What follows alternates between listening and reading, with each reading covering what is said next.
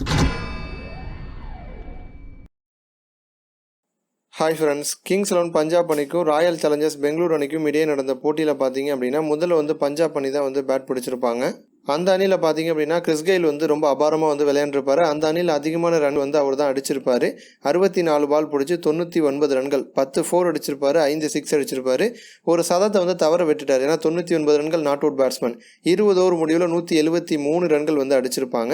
அடுத்து விளையாண்ட பெங்களூர் அணி பார்த்தீங்க அப்படின்னா பார்த்திவ் பட்டேல் 19 ரனில் அவுட் ஆயிருந்தாலுமே கூட கேப்டன் விராட் கோலி மற்றும் ஏபிடி 2 பேரும் நல்ல ஒரு பார்ட்னர்ஷிப் போட்டு சூப்பராக விளையாண்டுருப்பாங்க.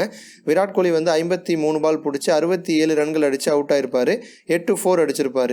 ஏபிடி பார்த்தீங்க அப்படின்னா 38 பால் பிடிச்சி 59 ரன்கள், 5 4 2 6 நாட் அவுட் பேட்ஸ்மனாக இருந்திருப்பார். அதேமாதிரி ஸ்டோனிஸும் கடைசி நேரத்தில் அபாரமாக விளையாண்டுருப்பார். 16 பால் பிடிச்சி 28 ரன்கள், 4 4 அடிச்சிருப்பார். இதன் மூலமாக 19.2 ஓவரில் 174 ரன்கள் அடித்து ஆர்சிபி அணி பார்த்தீங்க அப்படின்னா 8 விக்கெட் வித்தியாசத்தில் சூப்பராக ஜெயிச்சிருப்பாங்க. இந்த போட்டியில் man of the match award யாருக்கு கொடுத்துருப்பாங்க அப்படின்னா ஏபிடிக்கு கொடுத்துருப்பாங்க. ஸோ முதல் வெற்றியை பெங்களூர் அணி பதிவு செய்கிறாங்க. 7 போட்டியில் விளையாண்டுருக்காங்க, 2 பாயிண்ட் இப்போ தான் வாங்குறாங்க. ஸோ வெற்றிக்கு பிறகு ஏபிடி என்ன சொல்லியிருப்பார் அப்படின்னா, ரொம்ப சந்தோஷமான ஒரு தருணம் இது. இந்த ஒரு தருணத்துக்காக தான் ரொம்ப நாளாக நாங்கள் காத்திருந்தோம். அதே நேரம் பார்த்தீங்க அப்படின்னா இதே வழியில் எங்களுடைய கேமை மேலும் மேலும் கொண்டு போக தான் முயற்சி பண்ணுறோம்.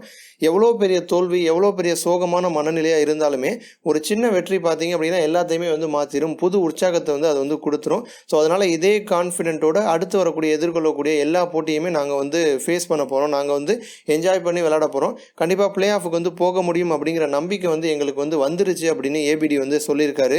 எனக்கு மட்டும் இல்லாமல் ஆர்சிபி அணியில் இருக்கக்கூடிய எல்லா வீரருக்குமே அந்த நம்பிக்கை வந்துருச்சு. ஸோ இதே உற்சாகத்தோட அடுத்தடுத்த போட்டியை நாங்கள் விளையாடுவோம் அப்படின்னு ஏபிடி சொல்லியிருக்காரு.